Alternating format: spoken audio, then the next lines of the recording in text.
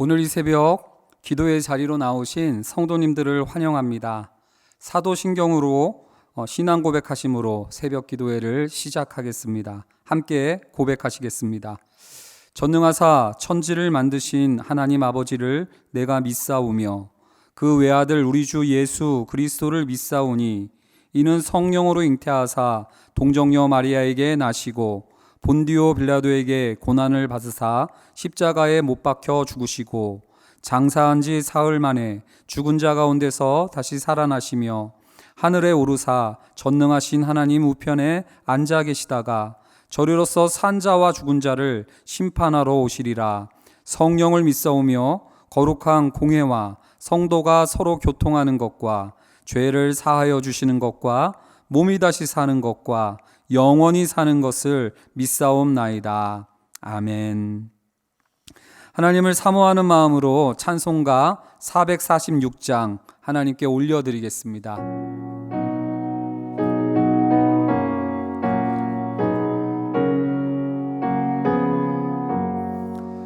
주 음성 외에는 참 기쁨 없도다.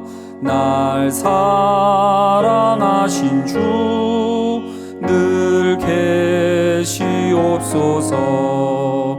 기쁘고 기쁘도다. 항상 기쁘도다. 나 주께 왔사오니 복 주옵소서. 나 주께 왔으니 복 주시옵소서.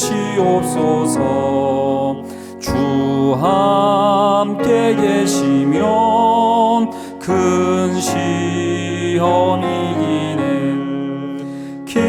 기쁘고 기쁘도다. 항상 기쁘도다. 나 주께 왔사오니 복 주옵소서. 주 떠나가시면 내 생명 헛되네. 기쁘나 슬플 때 늘 계시옵소서. 기쁘고 기쁘도다.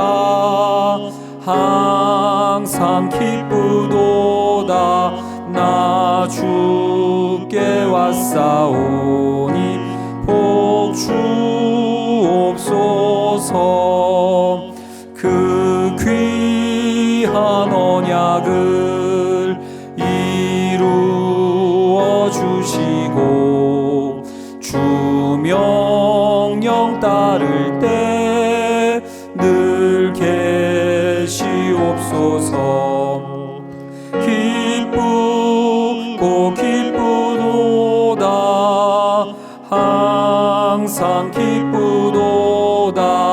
나 주께 왔사오니 복 주옵소서. 아멘.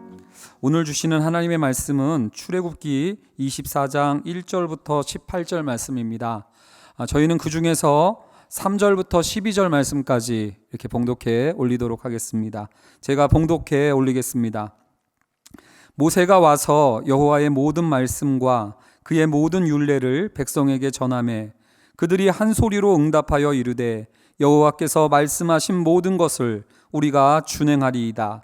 모세가 여호와의 모든 말씀을 기록하고 이른 아침에 일어나 산 아래에 제단을 쌓고 이스라엘 12지파대로 12기둥을 세우고 이스라엘 자손의 청년들을 보내어 여호와께 소로 번제와 화목제를 드리게 하고 모세가 피를 가지고 반은 여러 양푼에 담고 반은 제단에 뿌리고 언약서를 가져다가 백성에게 낭독하여 듣게 하니 그들이 이르되 여호와의 모든 말씀을 우리가 준행하리이다.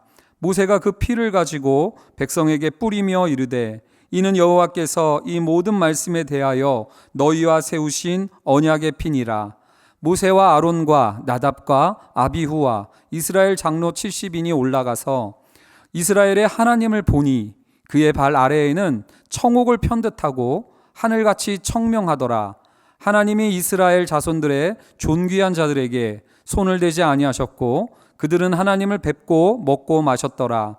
여호와께서 모세에게 이르시되 너는 산에 올라 내게로 와서 거기 있으라. 내가 그들을 가르치도록 내가 율법과 계명을 친히 기록한 돌판을 내게 주리라. 아멘. 오늘 본문은 출애굽기 19장부터 시작된 시내산 언약이 체결되어지고 인준되어지는 본문입니다. 19장에서 신랑과 신부가 입장했다면 20장부터 23장까지는 하나님을 사랑하고 이웃을 사랑하라는 주례사가 선언이 됐던 것입니다. 주례사 이후에 나오는 본문이 바로 24장인데요. 24장은 크게 세 파트로 나눌 수 있겠습니다. 첫 번째는 8절까지입니다. 여기는 이스라엘이 결혼 서약을 하는 것으로 보시면 좋을 것 같고요. 그리고 언약을 체결하는 장면이 등장을 합니다. 9절부터 11절까지의 두 번째 파트에서는요, 하나님을 뵙고 먹고 마셨더라 라는 표현이 나옵니다. 서약식이 끝나고 피로연을 하는 것과 같은 언약의 식사를 하는 장면이 등장을 하는 것이죠. 그 다음에 마지막 세 번째 파트는 12절부터 18절까지인데요. 그동안 그 주례사로 말씀하신 율법과 여러 가지 말씀들을 돌판에 기록해 주시며 이 결혼이 온전히 성취되었음을 보여주는 성혼 선언문과 같은 것이 주어지는 이 본문으로 보시면 좋을 것 같습니다. 시내산 언약을 체결하는 출애굽기 24장은 그런 면에서 우리에게 시사하는 바가 굉장히 많이 있고 또 오늘날 우리에게 어떠한 신앙의 길을 걸어야 할지를 알려주는 귀한 본문이라고 믿습니다. 먼저 첫 번째 파트 성혼 서약과 언약 체결식이 나오는 8절까지의 말씀을 좀 보기를 원하는데요. 7절 말씀을 한번 먼저 보겠습니다. 언약서를 가져다가 백성에게 낭독하여 듣게 하니 그들이 이르되 여호와의 모든 말씀을 우리가 준행하리이다. 이렇게 주례사가 끝난 다음에 신부는 신랑을 사랑하겠느뇨 물었을 때 3절과 7절에서 여호와의 모든 말씀을 우리가 준행하리이다 라고 이스라엘이 결혼 서약을 하는 겁니다. 그리고 이번에는 6절을 또 보기를 원하는데요. 그 다음엔 어떤 일을 펼치냐면 모세가 피를 가지고 반은 여러 양푼에 담고 반은 제단에 뿌리고, 그 다음에 또 8절이요. 모세가 그 피를 가지고 백성에게 뿌리며 이르되 여호와께서 이 모든 말씀에 대하여 너희와 세우신 언약의 피니라. 갑자기 피가 흥건한 이야기가 등장을 합니다. 이게 무엇인지 이해하려면 몇 가지 살펴볼 게 있습니다. 첫 번째는 중요한 계약을 체결할 때 우리가 빨간 도장을 찍죠. 인주의 색깔이 빨간색입니다. 이것은 왜 그러냐면 고대로부터 중요한 약속을 할 때는 짐승을 한 마리를 잡고 이 약속을 어길 경우는 저 짐승처럼 죽게 될 것이다라는 그 피를 흘리면서 생명을 건 약속을 했기 때문이었습니다. 또 우리가 예식장에서 종종 케이크를 커팅하는 장면도 가끔씩 볼 수 있을 겁니다. 예식장에서 케이크 커팅을 왜 하냐? 아마도 고대 세계에서 언약을 맺을 때 짐승을 쪼개는 일이 있었습니다. 그 짐승을 쪼개고 쫙 벌려놓으면 그 사이에 빨간 핏길이 형성이 되는데요. 약속의 두 당사자가 그 빨간 길을 걷는 겁니다. 왜 걷습니까? 내가 반드시 목숨을 걸고 생명을 다하여 이 약속을 죽을 때까지 지키겠다라는, 변개치 않겠다라는 약속을 하는 의식이었지요. 그래서인지 예전에 예식장 카페트 색깔은 빨간색이었던 것을 볼 수 있습니다. 결혼 언약을 하면서 바람을 피면 저 짐승처럼 쪼개지겠다라는 생명을 건 서약이 나타나는 그 체결식이라고 보시면 좋을 것 같습니다. 시내산 언약을 이해하기 위해서는 이러한 결혼의 비유를 가지고 본문을 보면 더 선명하리라라는 생각이 듭니다. 근데 본문을 봤더니 피를 한 편은 제단에 바르고 반은 이스라엘 백성한테 뿌리는 장면이 등장을 해요. 무슨 말이냐면 이스라엘만 생명을 걸고 율법에 헌신하겠다는 것이 아니라 하나님께서도 이 언약에 목숨을 걸고 끝까지 최선을 다하겠다라는 약속을 주시는 장면입니다. 그렇다면 이 시내산 언약이 오늘 우리와는 무슨 상관이 있겠습니까? 더군다나 이스라엘은 여호와의 모든 말씀을 준행하겠다라고 해놓고 서약을 깨트렸기 때문에 시내산 언약은 깨진 언약 아니겠습니까? 파기된 언약입니다. 그러나 하나님은 언약을 포기하지 않으셨습니다. 이스라엘은 실패했지만 하나님은 멈추지 아니하셨죠. 그래서 하나님은 독생자 예수 그리스도를 인간의 몸을 입고 다시 이 땅에 보내셔서 십자가에서 율법의 모든 저주를 대신 짊어지게 하시고, 또한 우리와 새 언약을 맺기 위해서 평생 모든 율법을 항상 죽기까지 순종해 내심으로 새 언약의 피를 우리에게 허락해 주시는 장면을 잘 알고 있을 겁니다. 이것이 상기하는 바는 뭐예요? 새 언약이 상기하는 바는 하나님과 결혼하자는 이야기입니다. 하나님과 연합하는 신앙생활을 하자는 주님의 부르심이며 초청인 줄로 믿습니다. 이게 오늘 우리에게는 무슨 의미가 있겠습니까? 이 말은 신앙생활은 결코 혼자 하는 게 아니라는 이야기입니다. 우리가 기도하고 있나요? 내가 얼마나 오래 깊이 기도했느냐 보다도 우리가 기도하는 내내 우리의 기도를 듣고 계신 그분이 우리 앞에 서 계시다는 사실을 우리가 인식해야 되는 것입니다. 우리가 성경 말씀을 읽고 있나요? 내가 몇 독을 했는가가 중요한 게 아니라 내게 말씀 들려주고 계시는 분이 내가 성경을 읽을 때 내 앞에 서 계시다는 것을 인식하는 겁니다. 경건의 시간을 하고 있나요? 아침에 나 혼자 수행하고 있는 것이 아니라 내 언약의 파트너인 주님과 함께 교제의 시간을 갖는 것으로 우리가 신앙을 해석해야 될 줄로 믿습니다. 제가 결혼했더니 아내에게 있던 노트북이 제 노트북이 된 것처럼 이렇게 잘 사용할 수 있었습니다. 마찬가지로 우리는 삼위 하나님과의 새 언약을 통해서 우리에겐 없지만 우리 예수님께 있는 예수 그리스도의 의로움과 그분의 구원하심과 그분의 지혜와 그분의 온전하심이 우리의 것처럼 얼마든지 기쁨으로 누릴 수 있음을 믿음으로 선포하는 것이 바로 이 시내산 언약을 보면서 신앙생활은 나 혼자 하는 노력이 아니라 언약이구나라고 배우는 장면인 줄로 믿습니다. 우리 성도님들은 어떻습니까? 예수 그리스도를 나의 신랑으로, 내 평생의 신랑으로 영접하셨는지요? 그리고 우리 하나님과 평생 연합하기로 언약을 맺으셨는지요? 이것이 오늘 본문 시내산 언약이 들려주는 중요한 내용인 줄로 믿습니다. 두 번째 9절에서 11절은요, 10절 말씀을 보면 이스라엘의 하나님을 보니 그의 발 아래에는 청옥을 편듯하고 하늘같이 청명하더라 라고 얘기를 하면서 하나님을 대면하는 장면이 나옵니다. 11절도 보겠습니다.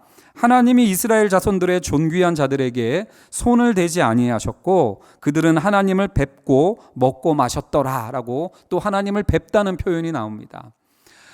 구약에서 하나님을 보는 모든 자들은 바로 즉사했습니다. 그러나 이 언약 후에 이스라엘 백성들은 하나님을 대면합니다. 그리고 대면할 뿐만 아니라 먹고 마시는 일에 동참을 하고 있습니다. 무슨 일입니까? 하나님과 이제는 한 가족이 되었고 연합해왔고 결혼했으니까 한 식탁 공동체의 식구가 되었다라는 이야기입니다. 이 피로연인데요, 결혼식으로 치면 이 피로연 식사를 통해서 앞으로 이 식사는 끝까지 영원토록 지속될 것이다가 보여지고 선포되어지는 의미 있는 시간이라고 보면 좋을 것 같습니다. 이것은 오늘날 우리에게 성만찬 예식으로 이어지고 있습니다. 이스라엘은 소고기를 먹었지만 우리는 예수 그리스도의 살과 피를 먹고 마시게 되었습니다. 그래서 우리는 예수 그리스도의 살과 피를 먹고 마시면서 우리는 그 하나님의 우리를 향한 사랑하심을, 그 확증하심을 보고 지낼 수 있는 것이지요. 그런데 마지막으로 중요한 것은 11절에 있습니다. 이것이 이러한 하나님과의 친밀한 나눔과 식탁 교제를 누릴 수 있는 조건을 우리는 가끔 오해합니다. 예수를 믿어도 내가 뭔가를 더 준비해야, 내가 뭔가 더 갖춰야 그 다음에 이러한 은혜를 누릴 수 있다라고 생각하는데요. 11절 말씀을 한번 다시 보기를 원합니다. 11절 말씀을 보면 하나님이 이스라엘 자손들의 존귀한 자들에게 손을 대지 아니하셨고 라고 이렇게 말씀이 소개되어지고 있습니다. 이스라엘 백성들이 뭔가 공로를 세웠던 것도 아닌데 언약을 맺었더니 하나님께 어떻게 보입니까? 존귀한 자들로 보이는 겁니다. 제 아내 참 예쁘고 고운 귀한 아내인데요, 제 세계 최고의 아름답고 존귀한 여자여서 저에게 특별한 것이 아닙니다. 저와 결혼 언약을 맺었기에 제게 유일하고 하나뿐인 아내인 것처럼 하나님과 언약 맺은 성도들은 언약 맺자마자 우리가 세례로 믿음으로 예수 그리스도와 합하자마자 우리는 그날로 바로 하나님과 이러한 얼굴을 대면하며 먹고 마실 수 있는 한 몸 공동체로 누릴 수 있다는 사실입니다. 아직은 결혼해놓고도 아직은 내 수준이 모자라서 안방에 어떻게 들어가나 하지 마십시오. 현관에서 잠들지 마십시오. 결혼한 날로 바로 우리의 수준과 상관없이 안방에 들어가서 그 언약의 파트너와 연합할 수 있음을 기억하시는 오늘 하루 되시기를 원합니다. 마지막 세 번째는 12절에서 18절 말씀인데요. 12절 말씀에 보면 여호와께서 모세에게 이르시되 너는 산에 올라 내게로 와서 거기 있으라. 내가 그들을 가르치도록 내가 율법과 계명을 친히 기록한 돌판을 내게 주리라 라고 말씀하고 있습니다. 돌판에 이 언약을 새겨주시는 거예요. 마치 성원 선언문으로 간직하며 두고두고 보라고 새겨주시는 것입니다. 이 말씀은 오늘 우리와 어떻게 연결됩니까? 하나님이 시내산 언약 때는 모세만 산 위에 올라가서 돌판의 율법을 이스라엘에게 주셨다면 오늘 우리에게는 우리 예수 그리스도를 우리를 대신해서 새 언약을 맺으시고 승천하셔서 하늘에 오르신 이후에 보좌에서 하나님의 영 성령을 받으셔서 우리의 마음에 하나님의 말씀인 진리의 영이신 성령을 부어주셨습니다.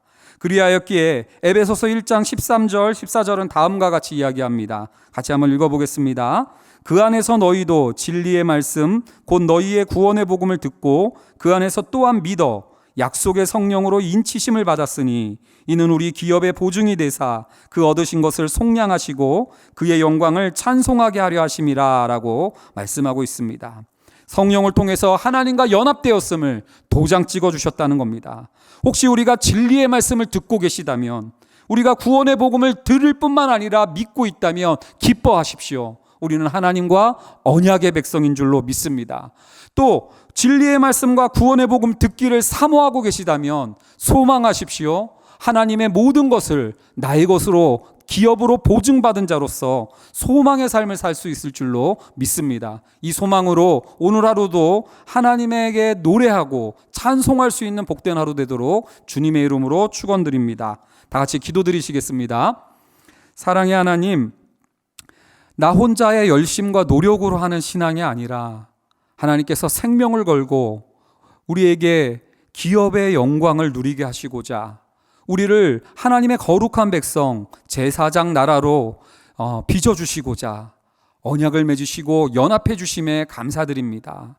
우리가 기도할 때마다 내 앞에서 듣고 계시며 우리가 말씀 볼 때마다 내 앞에서 말씀해 주시는 그 하나님과의 동행을 온전히 경험할 수 있는 저희들 되게 도와주셔서 언약을 가진 자처럼 기뻐하며 불안해하지 않고 소망을 노래할 수 있는 저희들 될 수 있도록 붙잡아 주시옵소서. 감사드리며 예수 그리스도의 이름으로 기도드립니다.